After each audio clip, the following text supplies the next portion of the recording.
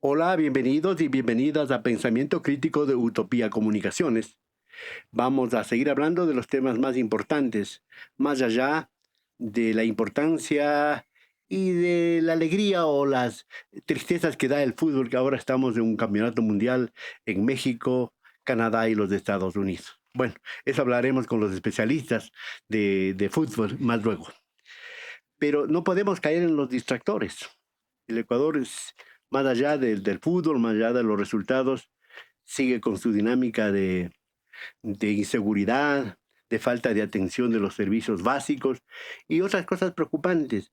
El asunto de los derechos humanos como que se va haciendo tabla rasa en nuestro país.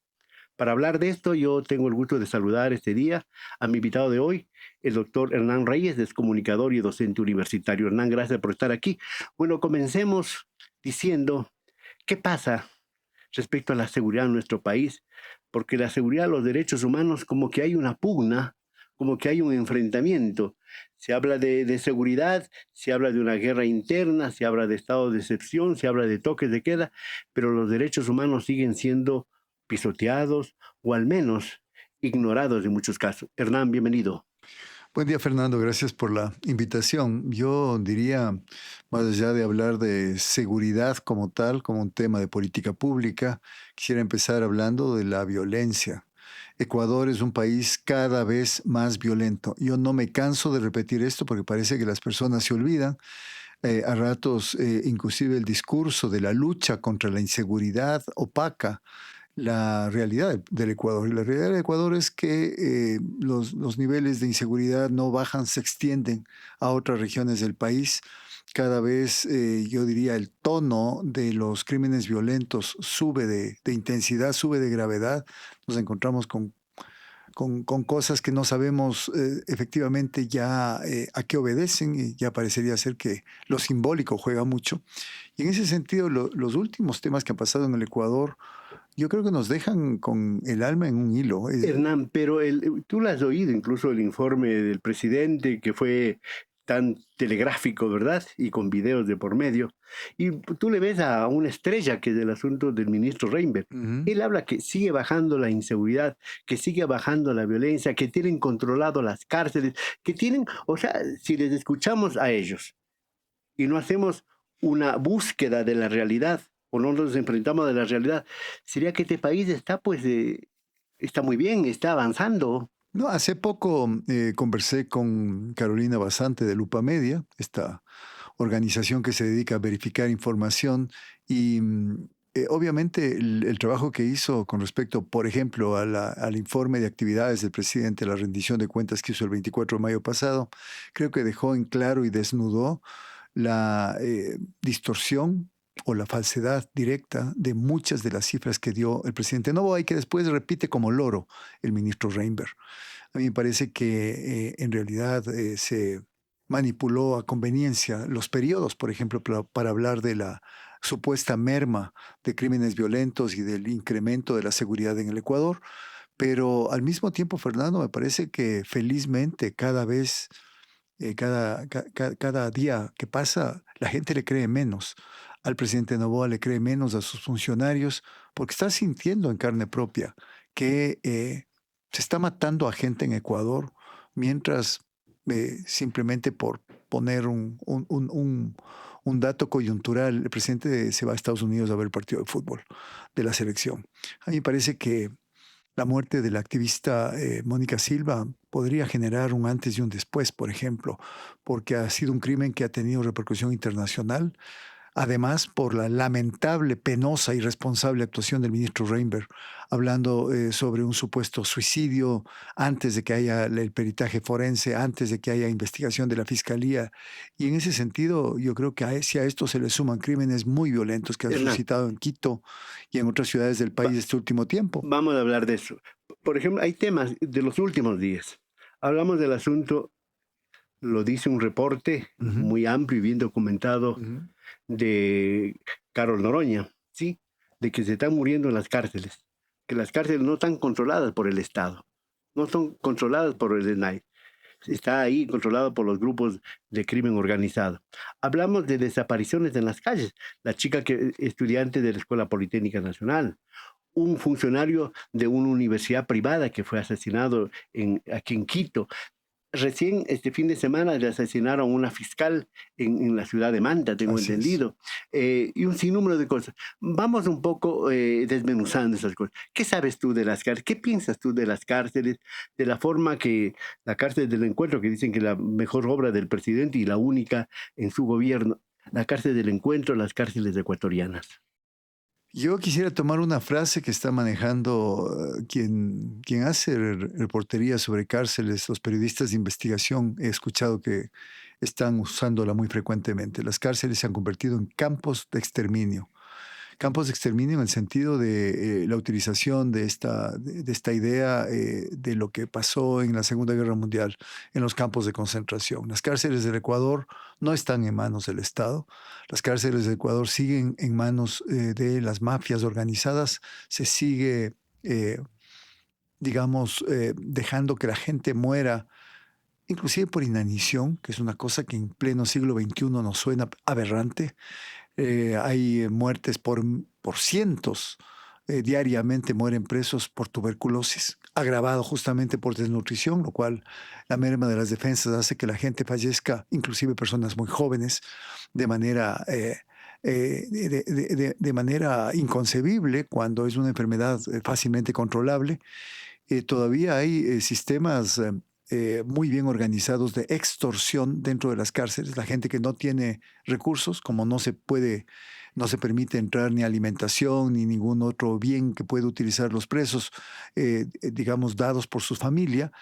Funcionan estos sistemas mafiosos dentro de las cárceles y de nada ha servido, Fernando, por todos los reportes que apareció últimamente, no solo el de Carol Noroña, sino reportes que vienen apareciendo periódicamente, de nada ha servido esta militarización de las cárceles, porque además esto ha agravado el problema.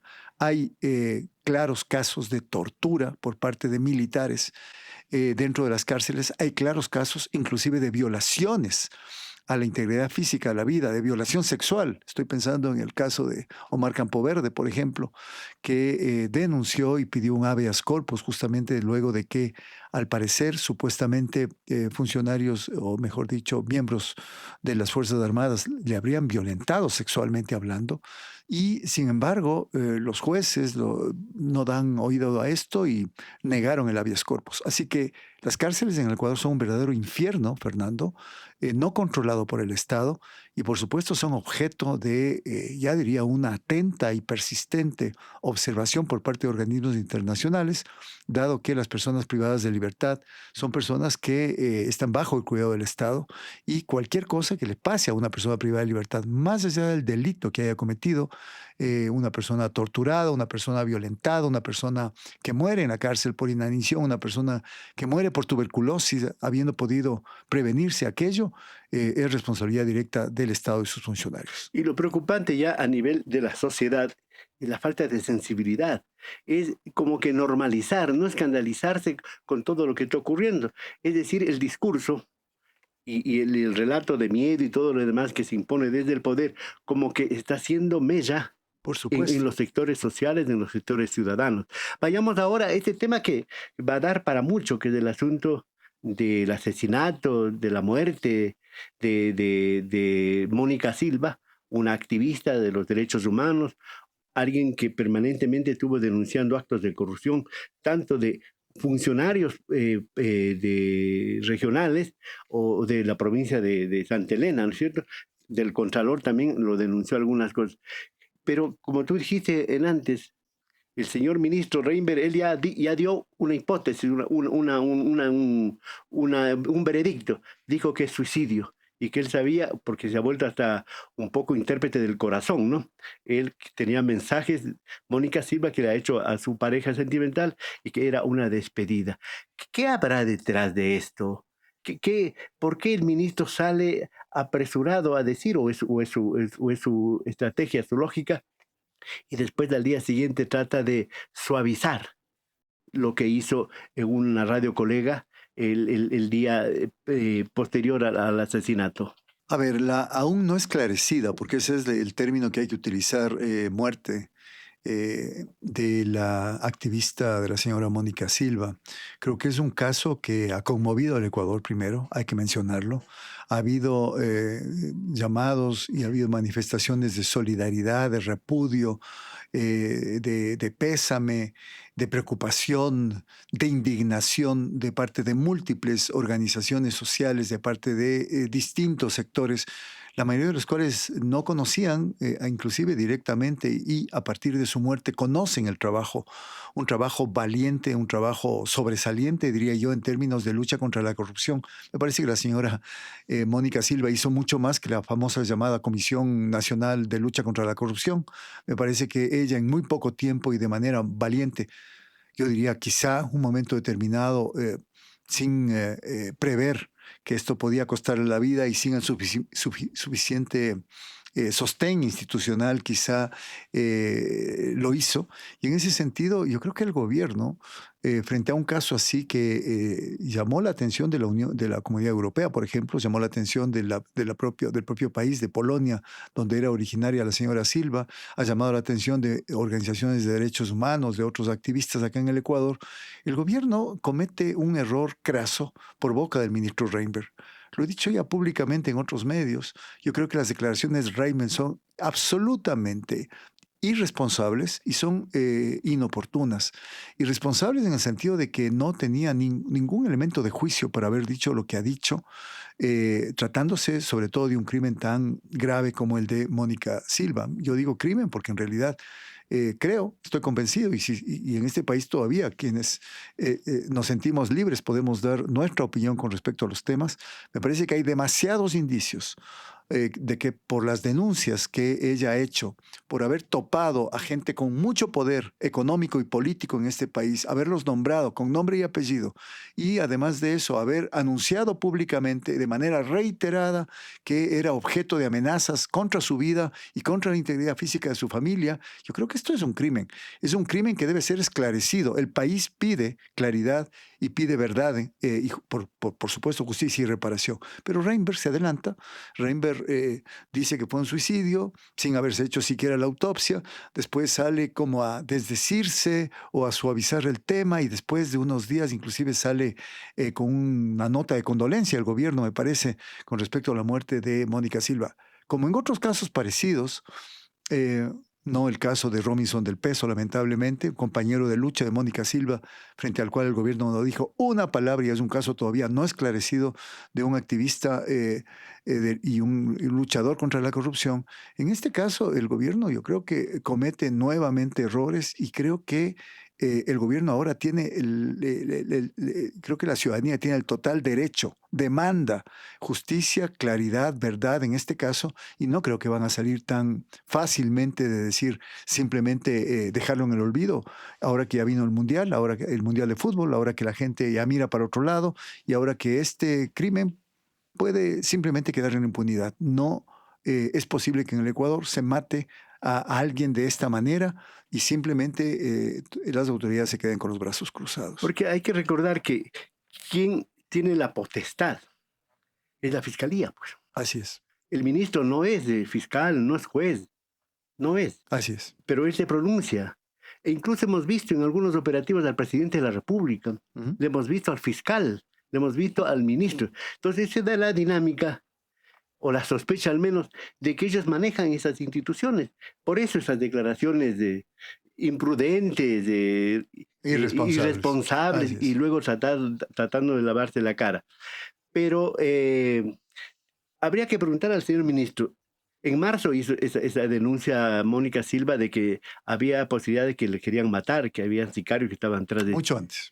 ¿Cierto? Así es. Yo pregunto, ¿hizo algo el ministerio del señor Reinberg? ¿Hizo algo la fiscalía? ¿Hizo algo la policía? ¿Le dio protección o no? Esa sería la respuesta que se espera de las autoridades. De las declaraciones propias de la señora Mónica Silva, por ejemplo, está claro que ella pidió ser protegida, pidió ser incluida en estos programas de protección de testigos. Y en una primera instancia, hace varios meses, tengo entendido, el gobierno envió a un par de policías y a un patrullero para que proteja, entre comillas, a la señora Mónica Silva. Estuvieron literalmente, Fernando, 3 días fuera de su casa, con turnos, como suele ser, tomando fotos, filmando, y cuando la señora Silva salía a ver a sus hijas, salía a hacer diligencias, le seguían, estuvieron siguiéndole. O sea, Las, no le estaban protegiendo entonces. estaba muy incómoda, es lo que mencionó la propia Mónica Silva, estaba muy incómoda con esta especie de guardianía personal, no se sentía protegida, sentía más bien que le estaban vigilando con quién se reunía, vigilando a dónde iba, y en ese sentido, después de 3 días, simple y llanamente se fueron. 3 días la vigilaron, o la protegieron, entre comillas, y después se fueron. Tanto así que la señora Mónica Silva, con sus escasísimos recursos, durante un tiempo pudo contratar a una persona para que le dé protección privada. Lamentablemente, después de esto y por toda, digamos, el peso que tuvieron sus denuncias y toda la presión que hubo de gente muy poderosa de la provincia de Santa Elena, que fue denunciada por Mónica Silva, ella que tenía como único ingreso el alquiler, el canon de arrendamiento de una vivienda modesta que era de ella y que finalmente tuvo que arrendar, el arrendatario dejó la vivienda, precisamente por la presión alrededor de las Se denuncias quedó sin de la ese señora. ingreso. Quedó sin ese ingreso. Ella las últimas veces que venía a Quito tuvo que venirse en bus con sus niñas en bus, es decir, arriesgando su vida todo el tiempo. Allá se manejaba también en transporte público en Santa Elena. Y yo creo que esto le costó la vida. Y le costó la vida, digo yo, impávidamente ante autoridades que ella misma denunció. Porque lo que decía la señora Mónica Silva es que no se sentía protegida por la policía en su provincia, en la provincia de Santa Elena, porque ella inclusive había hecho denuncias muy específicas en contra del jefe del destacamento de la policía de la propia Santa Elena. Y en ese sentido decía, ¿cómo me van a proteger a aquellos a quienes yo estoy denunciando? Claro, oyendo a ti, Hernán, diría que era un trabajo por pura convicción, por Absolutamente. pura conciencia y arriesgando su vida y que finalmente lo perdió. Pero se dice que ella, antes de este suceso, de este asesinato, que así aparece en primera instancia, ella acudió a la Embajada de los Estados Unidos a dejar documentación, a dar nombres y apellidos de mucha gente que puede estar vinculado en el narcotráfico, en el crimen. ¿Qué se sabe de eso? Así es, yo he escuchado por boca de una persona que es activista social, tengo entendido, y también hace mucha opinión de carácter político, que ella comenta que la señora Mónica Silva fue a dejar información muy delicada, muy sensible a la embajada norteamericana y que también intentó reunirse con la DEA. Información que tenía que ver, obviamente, si hablamos de la DEA, con narcotráfico y seguramente con la embajada norteamericana con casos de corrupción de alto nivel.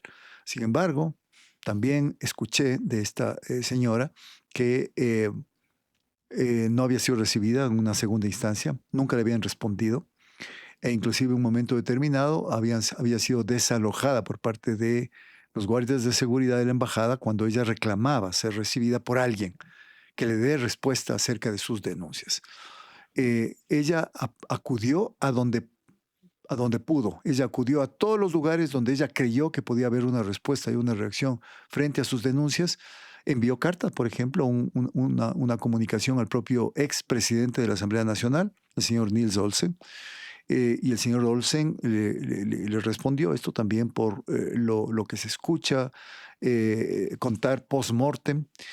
Simplemente le mandó a un abogado a decirle, perdón, a un asesor suyo a decirle que baje el tono, más bien que no le convenía seguir haciendo las denuncias del caso, a pesar de que, de lo que tengo entendido, como el señor Olsen es también de la provincia de Santa Elena, es una familia conocida de la provincia de Santa Que Elena. es primo de Tamariz, decía, ¿no? Del alcalde de Santa Elena, algo así decía, Tengo ¿no? entendido que sí, pero habían sido inclusive amigos antes de que el señor Olsen se ocupe de la política, llamémoslo así, y sea presidente de la Asamblea Nacional. Ni siquiera por esa condición de amistad previa que existía con la señora Mónica Silva fue recibido, peor aún por la Comisión de Fiscalización, a donde ella quería también y había dirigido con copia sus denuncias fundamentadas, y en ese sentido yo creo que el Estado entero le dio la espalda. el Estado entero, la Fiscalía, la Policía, la Asamblea Nacional y, por supuesto, el Ejecutivo, le dieron la espalda a Mónica Silva y esto le costó la vida. Qué coincidencia, porque pasa esto que ella está tratando de acudir a las instancias hasta internacionales para sustentar sus denuncias. Algo parecido se decía que el alcalde, el actual alcalde de Guayaquil, que está en la cárcel del Encuentro, Aquiles Álvarez, también anunciaba que él va a dejar documentos en la embajada americana, en la Unión Europea, en todo lado, y ¡pac! Comenzó y ahora está en el encuentro. Medio coincidencia, ¿no? Así es, lo que sí está claro, Fernando, es que hay mucho todavía que destapar de casos de corrupción en el Ecuador. Lo que sí está claro, Fernando, es que a la larga todavía seguimos viviendo en un régimen donde lo que prima es la impunidad en el país.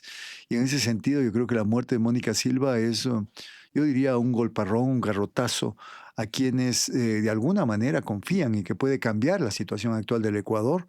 Me parece que ha habido una reacción unánime de repudio y rechazo a la muerte de Mónica Silva y una exigencia unánime de esclarecimiento de este caso. Mientras este caso no se esclarezca y no se esclarezcan los demás casos, y mientras efectivamente no se logren disminuir de manera real los niveles de mafiosidad que existen en el Ecuador, donde yo digo, las mafias políticas, las mafias criminales han tomado el país, yo creo que no va a haber paz acá y creo que van a seguir suscitándose hechos deleznables, aberrantes como estos, como las muertes de los 4 niños de las Malvinas, por ejemplo, como la existencia de más de 50 personas desaparecidas tras operativos y allanamientos hechos por las llamadas fuerzas del orden. Eh, ya existe en el Ecuador una organización de familiares buscadores de esas personas desaparecidas. No dan respuesta en absoluto las autoridades ni de Fuerzas Armadas ni de policía. Hay muertes en los cuarteles militares durante entrenamiento de conscriptos y hay denuncias de familiares de que han sido muertes causadas por sobreagotamiento luego de jornadas absolutamente fuera de lugar en términos físicos, de rendimiento físico, y en ese sentido yo creo que hay mucho por esclarecer todavía y no hay lamentablemente, digamos, condiciones de seguridad para quienes están haciendo denuncias. Solamente te quiero mencionar un caso último, Fernando. Hay 3 personas muertas en una comunidad amazónica Sí, de la provincia del Napo, si no me equivoco. sucumbidos.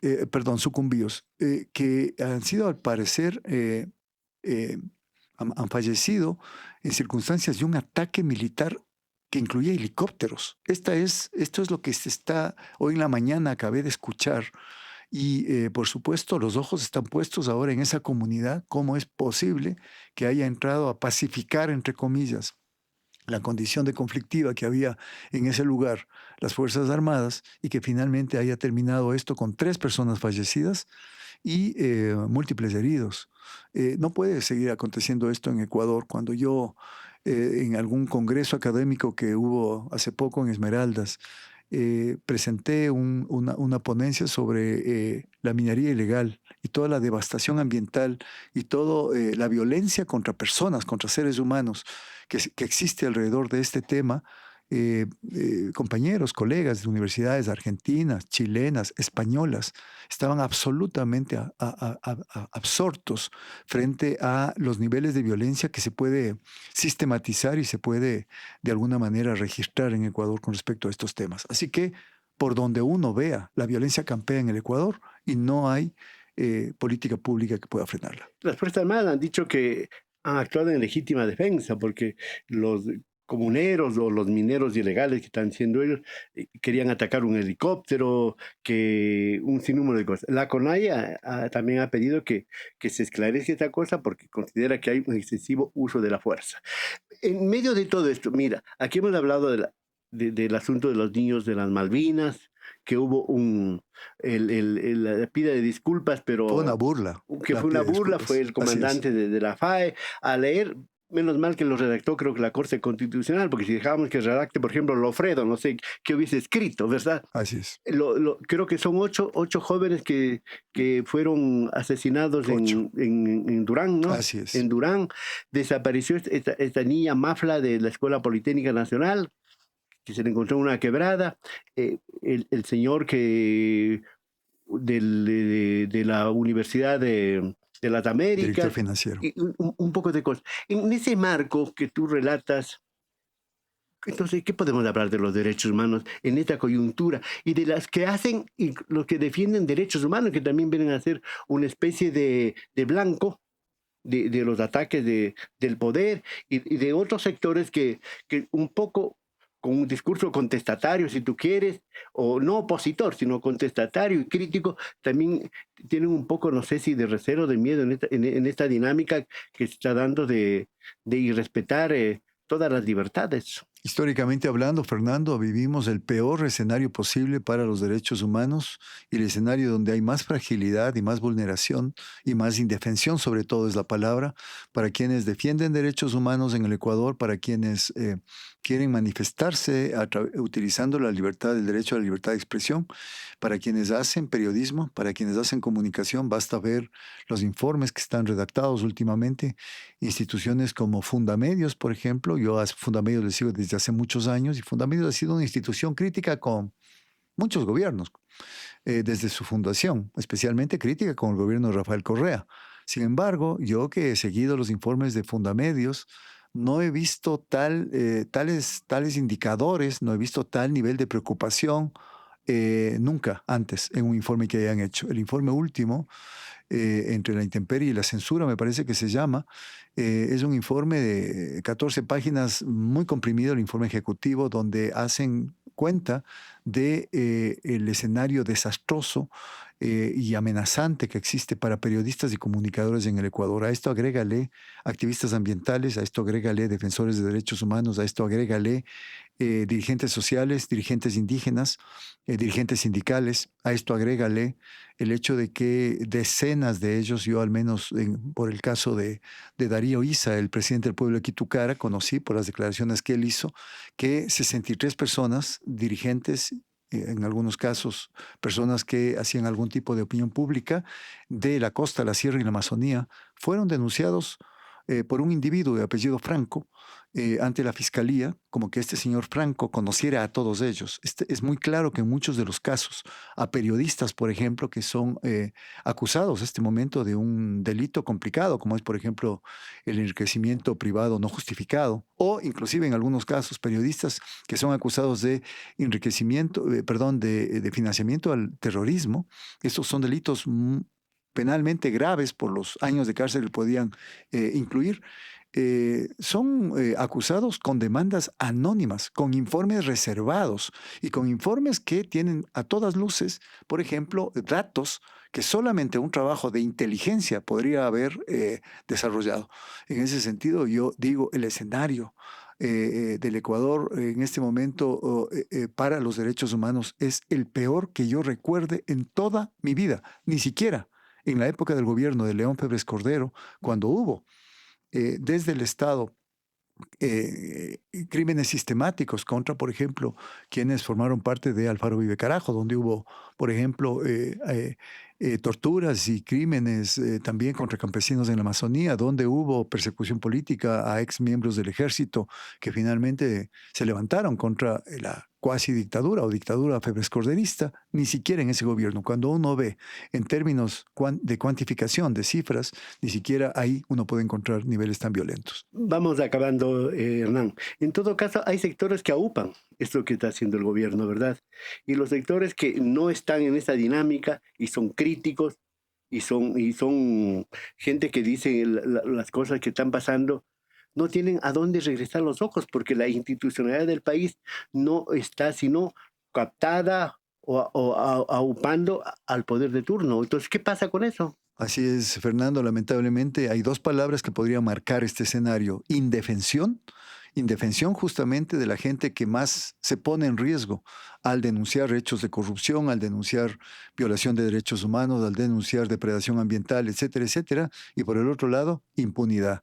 Mientras en el Ecuador siga habiendo indefensión e impunidad, fruto, entre otras cosas, de la cooptación institucional por parte del Ejecutivo, del secuestro de la Asamblea Nacional. La Asamblea Nacional está secuestrada por un grupo de impresentables, como son los asambleístas de mayoría.